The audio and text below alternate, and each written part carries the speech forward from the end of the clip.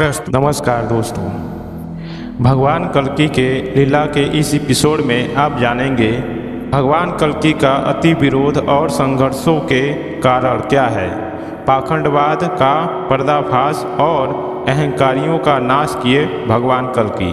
किस प्रकार से भगवान कल्कि की यह लीला आरंभ हुई और कितना भगवान कल्कि को संघर्ष से गुजरना पड़ा। तो आज के वीडियो में यही एपिसोड स्टार्ट करते हैं, तो वीडियो के अंत तक बने रहें। चैनल में अगर आप पहली बार आए हैं तो चैनल को सब्सक्राइब करके बेल आइकन पर दबा दें। कमेंट में जय श्री कल्कि जरूर लिखें। अब शुरू करते हैं आज की वीडियो।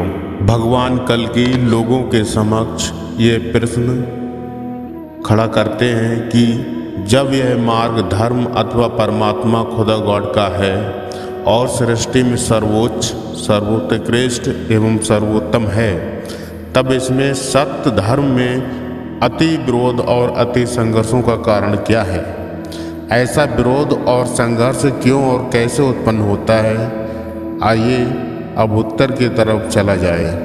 तो जहाँ तक प्रश्न अति विरोधों और संघर्षों का है, तो क्यों का उत्तर तो मेरे जानकारी, अनुभव और समझ में तो आडंबर और एवं पाखंडवाद का पर्दाफाश और अहंकारियों के अहंकारों का नाश ही है। अब प्रश्न रहा कैसे, तो ये लंबा प्रश्न है। इसका उत्तर चाहे जितना भी सारांश किया जाए, कुछ लंबा हो ही जाएगा। आडंबरियों एवं पाखंडियों का जीवनधार एवं मान प्रतिष्ठा का आधार रूप आडंबर एवं पाखंडवाद का जब पर्दाफाश सत्संग एवं शंका समाधान समारोहों में यथेष्ट शास्त्रियों प्रमाणों के साथ जन समूह के बीच खुले मंच से होने लगता है, तो उनके द्वारा समाज में बनाया और कायम किया हुआ मिथ्या एवं भ्रम रूप हवा महल सत्य धर्म के साधारण झकोरा तेज हवा रूप सत्संग में ही अधिकांशता उड़ने लगते हैं। तत्पश्चात बचा कुचा शंका समाधान रूप आंधी तूफान में समाप्त होने लगता है, जिससे वे आडंबरी एवं पाखंडी जब जिस जनमानस में धर्म के नाम पर अपना दबदबा बनाए और कायम किए हुए थे, वह तो समाप्त ही हो जाता है। वे लोग जनमानस में बोलने हैं, मुंह दिखाने के लायक भी नहीं रह जाते हैं, क्योंकि सत्संग एवं शंका समाधान में भाग लेने वाले साधारण से साधारण बंधु भी यदि श्रद्धा और जिज्ञासा तथा समझ बूझ के साथ सुन जान समझ लेते थे, यह हैं वे जाकर इस आडंबरी एवं पाखंडी बंधु से पूछते थे कि कहिए बंधु, आप तो अमुक धर्म के विषय में अमुक अधर्म वाली बात बताते और हम लोग से वही कराते थे, जबकि भगवान कल्कि तो अमुक धर्म रूप में बतला रहे हैं, जिसे वेद पुराण रामायण गीता बाइबल कुरान आदि सदग्रंथों से प्रमाणित भी करा दे रहे हैं, तथा आप जो कुछ बताते कराते थे उसे उन्हीं शास्त्रों से आडंबर और पाखंड तथा ढोंग बतला दिखला एवं प्रमाणित करा दे रहे हैं। आप भी चलिए और पूछिए कि ऐसा क्यों करा रहे हैं। तो जो शास्त्रों को पढ़ने जानने वाला रहता है, वह तो समझ ही जाता है कि बात सही ही है। मैं क्या जाकर पूछूं, और बदनामी बढ़ जाएगी। एक तो इसी तरह चारों तरफ जिधर ही जा रहा हूँ लोग टोक रहे हैं, चिढ़ा रहे हैं, बार बार कह रहे हैं क्यों नहीं उनके भगवान कल्कि के सामने चल रहे हैं। परंतु जो शास्त्रों को भी पढ़े देखे नहीं थे, मात्र सुन देखकर ही आडंबरी एवं पाखंड तथा ढोंगी का रूप अपना लिए थे, यह छिटपुट अपने जीवन यापन हेतु तथा समाज में बनने हेतु रामायण गीता आदि को देखते पढ़ते रहने वाले थे। वे झट से शास्त्रार्थ हेतु मंच पर दाखिल हो जाते हैं एवं हैं, तब तो फिर शंका समाधान रूपी गुल खिल जाता है और है मुश्किल से आधी घंटा नहीं लगता है माथा टेकने और सकल जन समूह के बीच शरणागत होने में। इस प्रकार आडंबरियों एवं पाखंडियों तथा ढोंगियों का पर्दाफाश करना अर्थात असल या यथार्थ का सत्य धर्म को छिपाकर उसके स्थान पर नकल या भ्रामक या मिथ्याचार रूप अधर्म को ही धर्म मान मनवा कर उसी को करते कराते हैं, जिसकी यथार्थता जनमानस के समक्ष जब रखी जाती है तो लोग आश्चर्य में पड़ जाते हैं और अपने को कोसने पछताने लगते हैं कि आज तक हम लोग भी जानकारी एवं नासमझदारी बस भ्रम में फंसे रहे हैं। दोस्तों, यहाँ पर भगवान कल्कि यह समझाना चाहते हैं कि आज संसार में जो स्थितियाँ हैं वह आडंबर, ढोंग, पाखंड एवं मिथ्या अभिमान अहंकार में सब भगवान या भक्त बन रहे हैं, जो कि सरासर गलत है। इसमें कुछ असुर राक्षस हैं, जैसे कि रामा अवतार में जब हनुमान जी संजीवनी बूटी लेने जा रहे थे, कालनेमी रूप धारण करके बैठ गया और भगवान भगवान करने लगा। उसी प्रकार से आज के इस युग में लोग आडंबर ढोंग का चोला पहन करके जानते तो कुछ भी नहीं है और आडंबर ढोंग पकड़कर असुर राक्षस भी इस समय आपके धर्म को शोषण करके खा चबा रहे हैं, जिससे आप लोग भगवान से बिल्कुल ही दूर हो जाइए। इसलिए आज के समाज में भगवान कल्कि जब सबके बीच सत्संग समाधान कर रहे हैं तो उन सब के बीच में जो जनमानस है उनको जब भगवान कल्कि सदग्रंथों से प्रमाणित देते हैं कि यहाँ गलत है और यह सही है, जब लोग पूछते हैं तो लोग जो पढ़े लिखे हैं वह तो जान जाते हैं कि हाँ यह सही गलत है, लेकिन जो अनपढ़ हैं, जो पढ़े नहीं है, सिर्फ लोगों को संघर्ष और विरोध करते हैं, वह सब अंत में जाकर फंसते हैं। इसी प्रकार से भगवान कल्कि जनमानस को आडंबर, ढोंग, पाखंड से हटाकर वास्तविक रूप में लाने की कोशिश कर रहे हैं, जिससे धर्म की स्थापना हो सके, भक्तों की रक्षा हो सके। अब देखते हैं आगे। इस प्रकार आडंबरियों एवं पाखंडियों तथा ढोंगियों को अपनी मान प्रतिष्ठा एवं जीवन उपार्जन का आधार रूप आडंबर एवं पाखंड का पर्दाफाश तथा उसकी समाप्ति को देखते आडंबरी एवं पाखंडी तथा ढोंगी जन खुद स्वयं तथा अपने अंधा ढोंगियों द्वारा में कल्कि भगवान की निंदा आलोचना में झूठी झूठी मनगढ़ंत उपमा एवं दृष्टांत देते हुए विरोध करना शुरू कर देते हैं। इतना ही नहीं, सघन रूप में नाना उपाय, प्रयत्न एवं जाल फसाद रचाने लगते हैं, जिससे कि हमें फंसवा दें अथवा किसी भी तरह से इस क्षेत्र से हटवा दें, ताकि उनकी मान प्रतिष्ठा तथा रोजी रोटी सदा के लिए गायब यानी समाप्त या बंद हो ना जाए। दूसरी तरफ जितने बंधुगण एक बार भी श्रद्धा, जिज्ञासा एवं सूझबूझ के साथ सत्संग एवं शंका समाधान समारोह में भाग लिए, वह तो भगवान कल्कि द्वारा संस्थापित एवं प्रचारित तत्वज्ञान या सत्य ज्ञान या सत्य धर्म की स्थायित्व एवं सत्यता का पक्षधर ही नहीं, अब तो उन ढोंगियों का प्रत्युत्तर या जवाब तथा उनके खिलाफ मेरा वैचारिक सबल समर्थन भी देते हैं।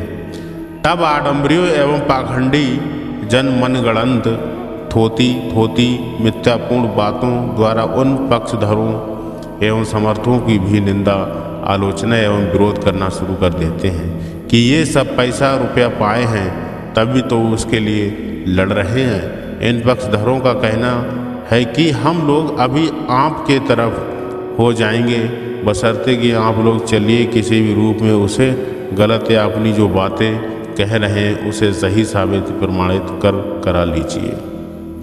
परंतु उनके सामने तो चलते नहीं, चलने की हिम्मत नहीं, और जो चलते भी हैं तो मुश्किल से आधे एक घंटा भी टिकते या टिकारते या रुकते नहीं, मत्था टेक कर शरणागत हो जाते हैं। तो फिर किसी के पीठ पीछे निंदा, आलोचना एवं विरोध करने से क्या फायदा।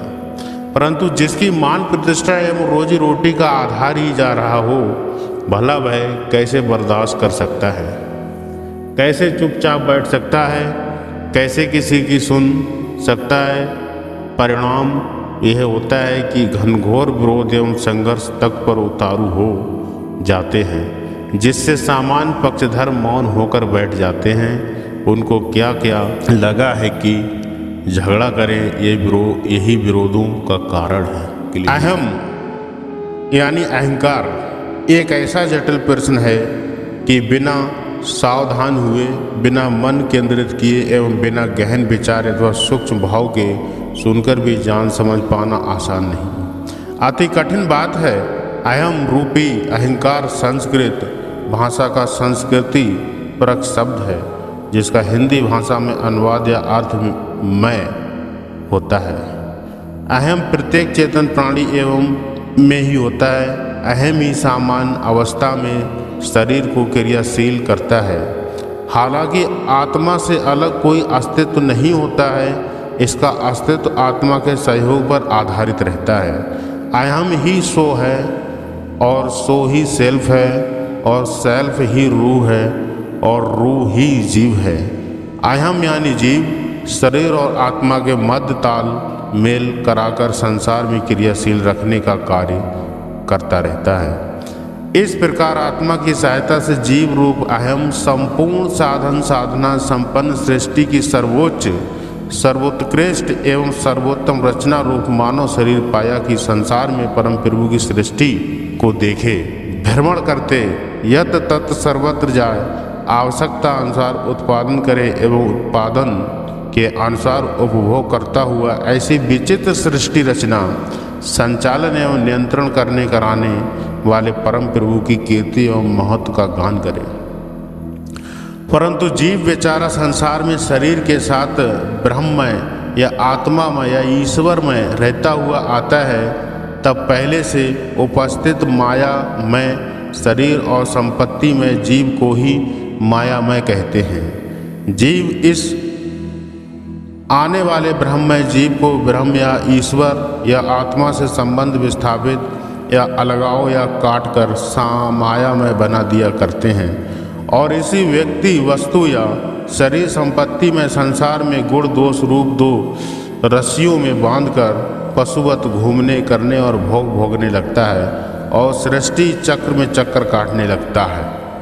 दोस्तों, यहाँ पर भगवान कल्कि यह समझाना चाहते हैं कि सृष्टि का सर्वोच्च जीवन यह मानव जीवन होता है, परंतु शरीर में जो जीव है वह आत्मा से कनेक्शन रहता है। जीव जो हमें शरीर मिला है, शरीर एक नाव है और जीव इस नाव के द्वारा परम प्रभु के इस सृष्टि को देखकर आनंद पूर्वक जीने का और जीते हुए आगे तक चलने का और अंत समय में मृत्यु को प्राप्त होकर के अपने लोक जाने का होता है।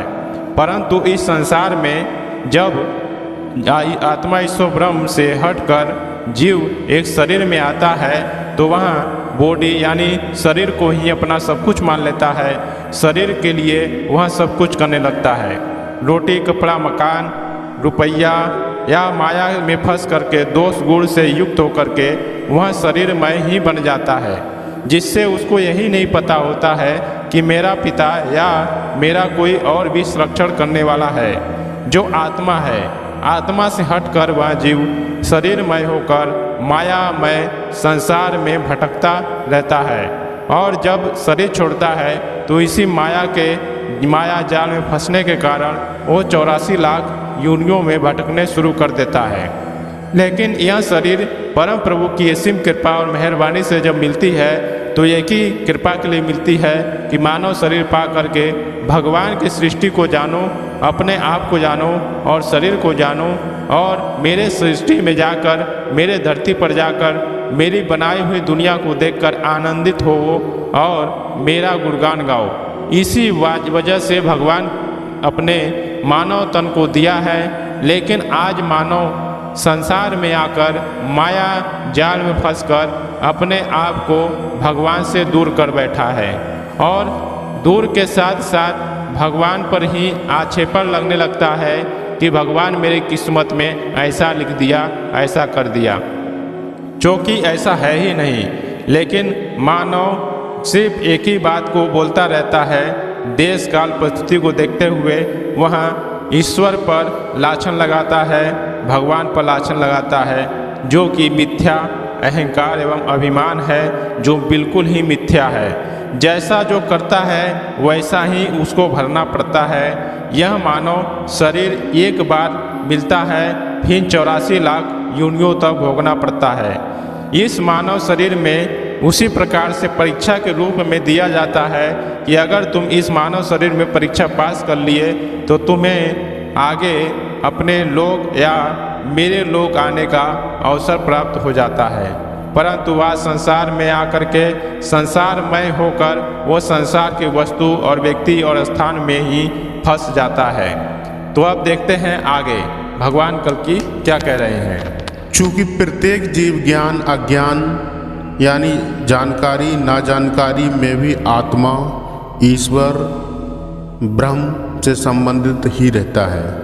अंतर जानकारी और ना जानकारी की शक्ति, सामर्थ्य एवं महत्व में होता है। जो व्यक्ति जिस किसी विषय वस्तु, व्यक्ति वस्तु या शरीर संपत्ति या संबंध पद का जानकार और उससे संबंधित होकर यानी उसी में रहते हुए अपने शरीर और संपत्ति आदि को ले चलता है, वह व्यक्ति उसी विषय वस्तु, व्यक्ति वस्तु या शरीर संपत्ति अथवा संबंध पद के गुण दोष, शक्ति, सामर्थ्य एवं लाभ हानि से युक्त हो जाता है।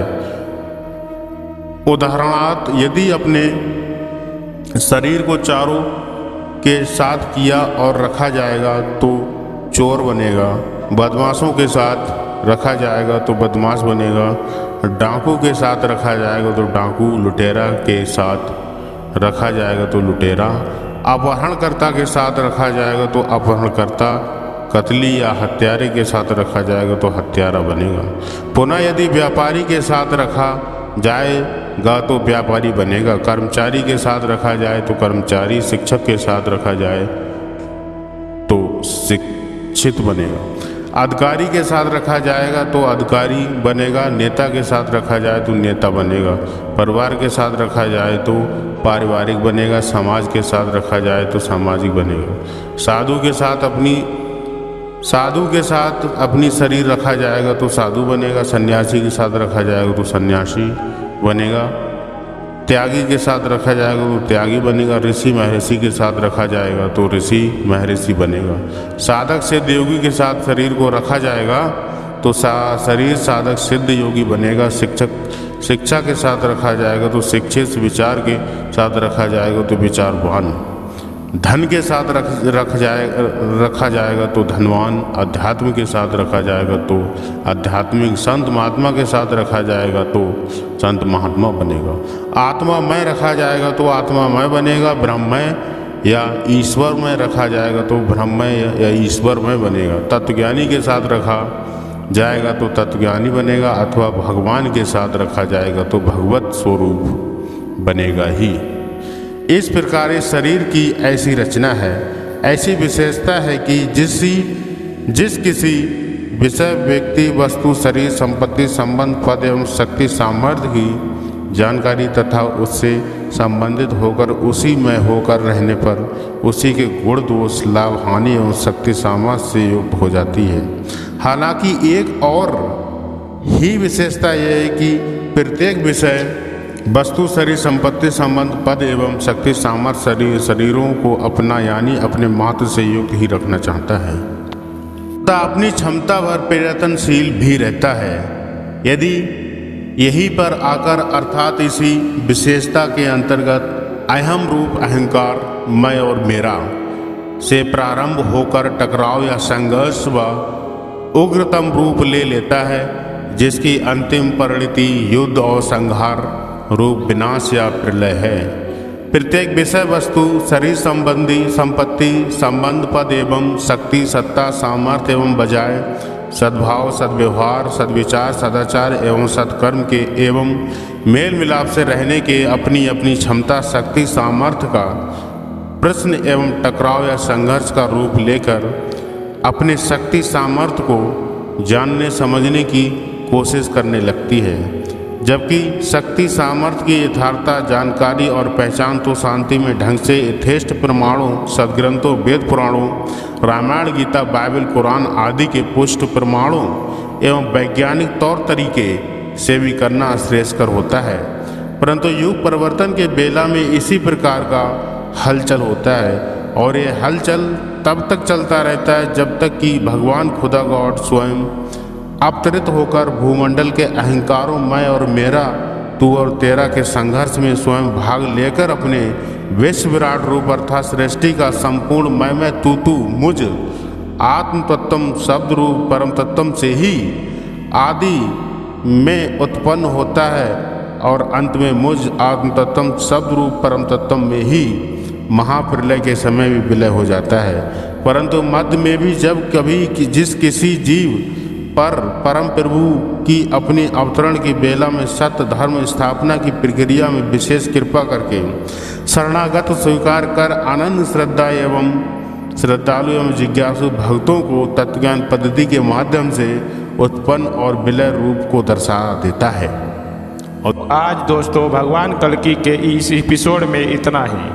आपने जाना कि भगवान कल्कि इस एपिसोड में कैसे कैसे किस पद्धति में क्या क्या जवाब दिए। तो आज के इस एपिसोड में इतना ही। मिलते हैं अगले एपिसोड में। तो मेरे चैनल में पहली बार आया, चैनल को सब्सक्राइब करके बेल आइकन पर दबा दें। कमेंट में जय श्री कल्कि जरूर लिखें।